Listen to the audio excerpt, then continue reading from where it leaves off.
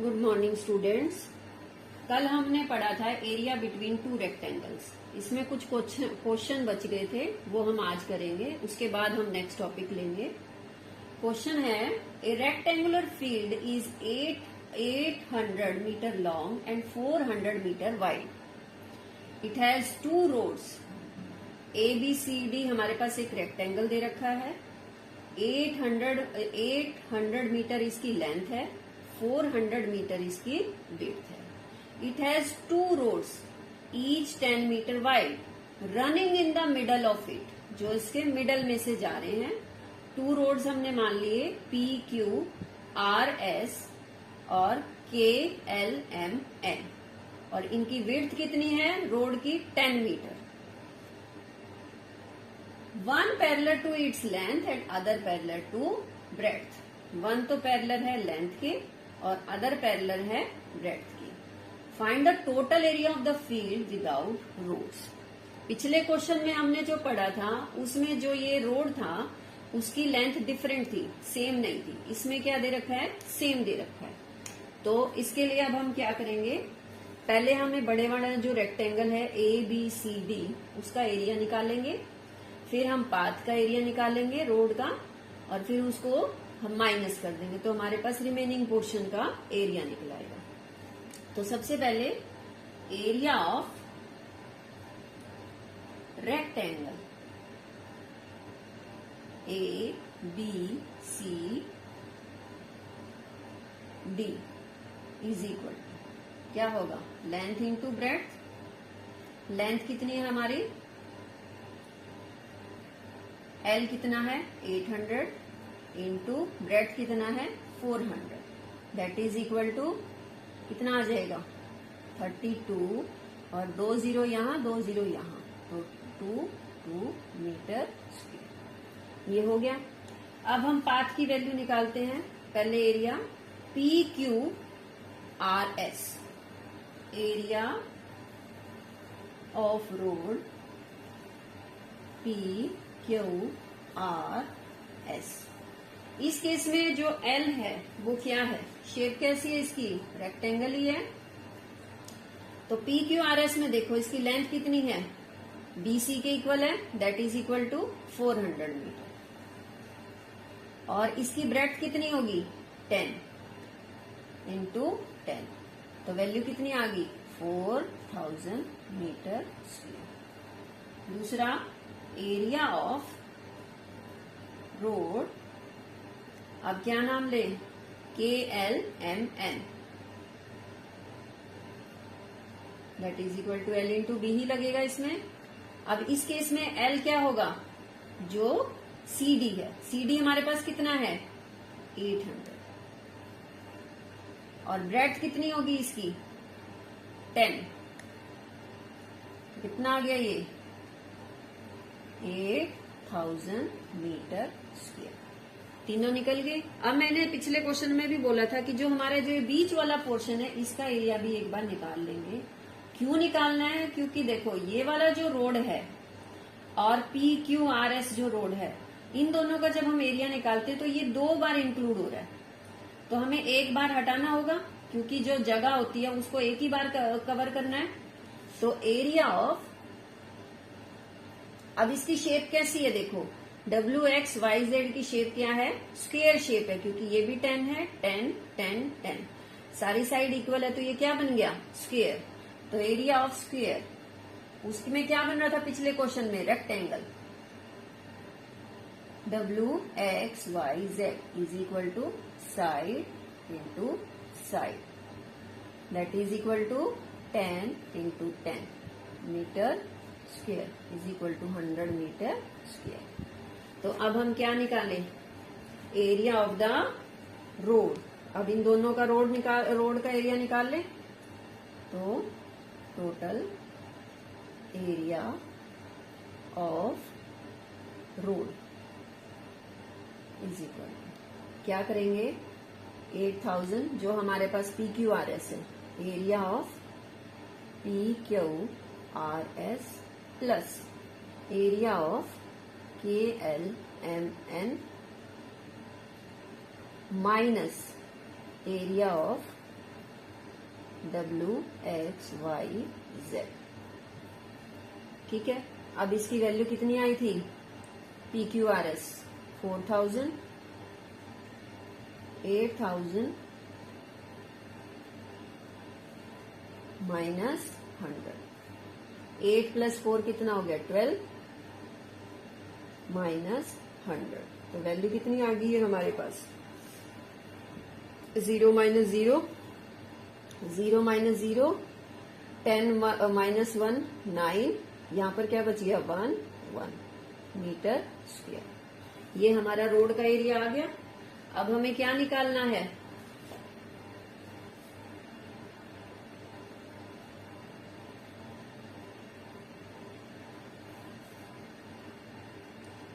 Area of road, area of field excluding road.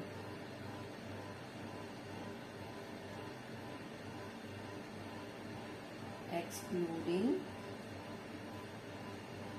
Field क्या आएगा? Area of rectangle ABCD minus area of roads. ये value कितनी थी हमारे पास रेक्टेंगल की? 32000 माइनस 11900। माइनस करके क्या आया हमारा आंसर? 0 माइनस 0, 0 माइनस 0, 10 माइनस 9, यहाँ क्या बच गया? 9, 9 माइनस 1 8, 1 माइनस 1 0 और 3 मीटर स्क्वायर। ये आ गया समझ में? अब हम अगला क्वेश्चन कर रहे हैं। उसमें थोड़ा सा एक चीज ऐड की हुई है।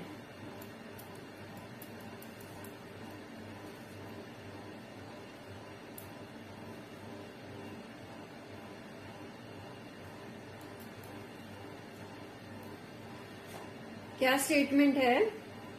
A mirror of length 30 centimetre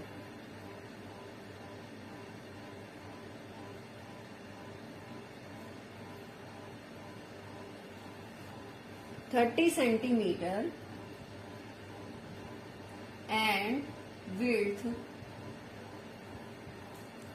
20 centimeter is to be B-framed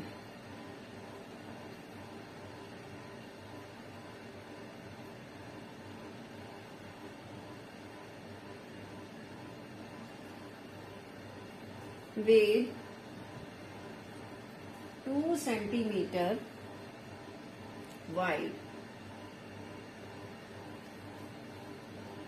frame. Find the area of frame required.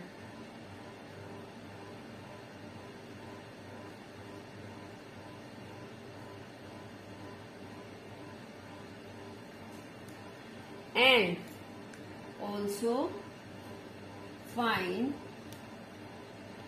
the cost of framing at the rate of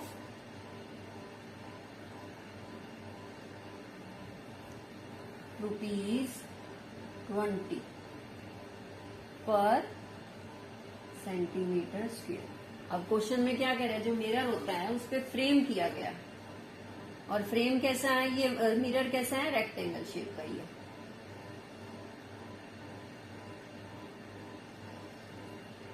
रफली ड्रॉ करना है। इसकी लेंथ कितनी दी है? 30 सेंटीमीटर और ब्रेड्थ कितनी दी है? 20 सेंटीमीटर। अब क्या है? मिरर के ऊपर एक फ्रेम किया है। थोड़ा सा बड़ा बना देती हूँ ताकि आपको दिखाई दे।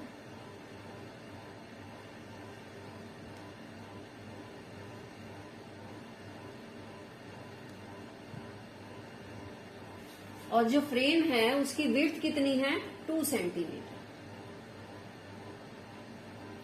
यानी इधर भी ये क्या है? 2 सेंटीमीटर। और ये लेंथ कितनी है? 30 सेंटीमीटर। और इधर से ये वाली जो विड्थ है इसकी वो कितनी है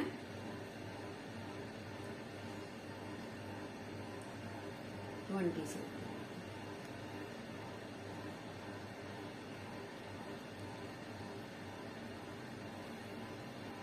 अब हमें क्या निकालना है इसमें, पहले तो निकालना है एरिया ऑफ फ्रेम रिक्वायर्ड। तो वो कैसे निकलेगा, हम इसकी नेमिंग कर लेते हैं A B C D P Q R S। तो पहले हमें क्या करना पड़ेगा, ये फ्रेम है, आउटर वाला फ्रेम है और अंदर वाला क्या है मिरर। तो जो हम क्या है फ्रेम से जोड़कर जो एरिया है उसमें से अगर हम मिरर के एरिया को माइनस कर दें तो फ्रेम का एरिया आ जाएगा। तो सबसे पहले हम क्या निकालते हैं, एरिया ऑफ मिरर। अब मिरर क्या है इसमें P Q R S, क्योंकि मिरर के ऊपर फ्रेम किया जाता है ना, मिरर उसके अंदर सेट होता है। तो उसमें लेंथ कितनी होगी हमारे पास, वही फॉर्मूला लगाया L इंटू बी। मैं ऐसे नहीं लिख रही कि लेंथ ऑफ मिरर PQRS, क्योंकि इसमें फिर ज्यादा जगह वो होती है, तो इसलिए मैं इसको थोड़ा शॉर्टकट में लेके चलूंगी। तो L इंटू बी किया। अब L क्या है इसमें PQRS में 30 सेंटीमीटर। अगर तुम्हें यहां से ऐसे डाउट फील हो तो आप इसको अंदर से भी दिखा सकते हो, इसको यहां से भी दिखा सकते हो। ये कितना है 20 और ये कितना है 30, ठीक है। तो ये कितना 30 इंटू 20, तो वैल्यू कितनी आ गई 3 2 जा 6, 600 सेंटीमीटर स्क्वायर, ठीक है। अब इसमें जो फ्रेम है उसकी विड्थ कितनी है 2 centimetre.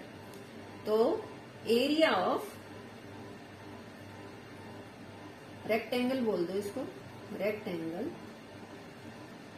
A B C D is equal to L into B. तो L इस केस में पहले हमें L निकालना पड़ेगा, तो इसको पहले मैं मेंशन कर देती हूँ कि L कैसे निकले।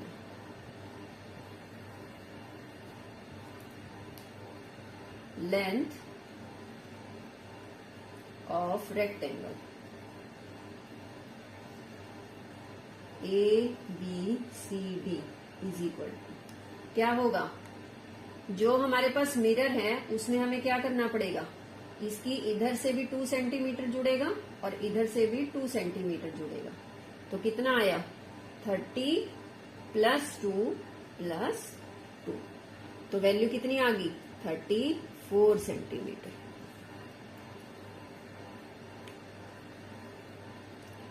प्लस टू यानी वैल्यू कितनी आ गई 34 सेंटीमीटर। अब ब्रेड्थ निकालेंगे, breadth of rectangle A B C D is equal to, इसमें अब ब्रेड देखो कितना है 20 में इधर भी 2 जुड़ा और इधर से भी 2 जुड़ा, तो क्या आया 20 plus 2 plus 2 that is equal to 24 centimetre. अब एरिया ऑफ रेक्टेंगल ABC, अब आराम से हो जाएगा L into B that is equal to 34 into 24। इन दोनों को मल्टीप्लाई कर लेंगे,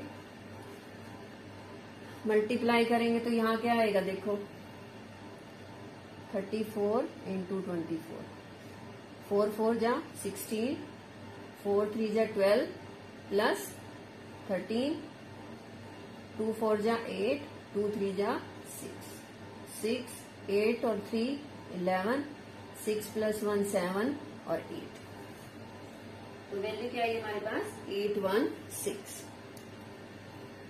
अब इसकी वैल्यू लिखते हैं यहाँ पर 816 सेंटीमीटर स्क्वायर, ठीक है। अब हमें क्या निकालना है, एरिया ऑफ फ्रेम। तो वो क्या होगा, area of rectangle ABCD minus area of mirror PQRS। तो वैल्यू कितनी आई हमारे पास, कितना आया था इसका 600 और इसका आया था 816। तो 816 माइनस 600, तो वैल्यू क्या आ गई हमारे पास 612, 8 माइनस 6 2 सेंटीमीटर स्क्वायर। अब एक लास्ट लाइन पूछी उसने, find the cost of framing at the rate of ₹20 पर सेंटीमीटर स्क्वायर। इस लाइन का मतलब है कि 1 सेंटीमीटर पर फ्रेम कराने का जो खर्च है, कॉस्ट है, वो कितना है 20 रुपीज। तो 216 पे कितना होगा, 20 से उसको मल्टीप्लाई कर देंगे। तो द कॉस्ट ऑफ फ्रेमिंग, इसको ऊपर लिख दूं,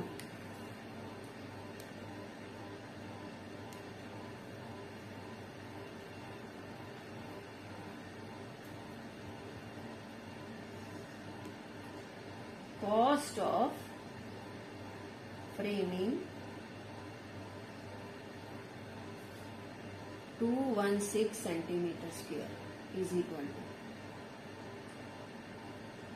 20 into 216, that is equal to, एक जीरो तो लग गई, 2 6 जा 12, 2 1 जा 2 प्लस और एक को कैरी किया तो कितना आया 3, 2 2 जा 4 रुपीज। तो ये आ गया हमारा आंसर।